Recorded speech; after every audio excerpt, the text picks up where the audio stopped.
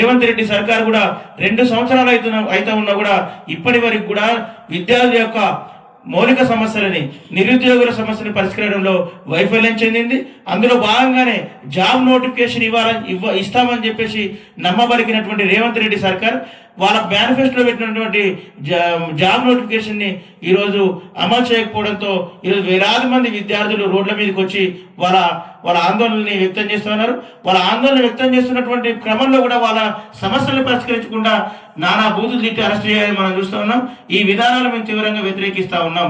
అదేవిధంగా ఈరోజు మౌలానా ఆజాద్ నేషనల్ ఉర్దూ విశ్వవిద్యాలయానికి సంబంధించినటువంటి భూములు మొత్తం కూడా గుంజుకుంది. ఇదే రేవంత్ రెడ్డి సర్కార్ మొదటిగా వ్యవసాయ విశ్వవిద్యాలయ భూములను గుంజుకుంది, అక్కడ ప్రతిఘటించారు విద్యార్థులు. అది ఇంకా సెంట్రల్ యూనివర్సిటీ భూములను గుంజుకున్నారు, అక్కడ కూడా ప్రతిఘటించడంతో వెనక్కి తిరిగారు. ఇప్పుడు మౌలానా ఆజాద్ ఉర్దూ విశ్వవిద్యాలయం మీద పడ్డది రేవంత్ రెడ్డి సర్కార్ కన్ను. ఇది కార్పొరేట్ల కోసం, అదేవిధంగా రియల్ ఎస్టేట్ వెంచర్లు చేసి ఇది అమ్ముకోవడం కోసం రేవంత్ రెడ్డి సర్కార్ నానా యాగి చేస్తూ ఉంది. దీన్ని మేము తీవ్రంగా వ్యతిరేకిస్తా ఉన్నాం.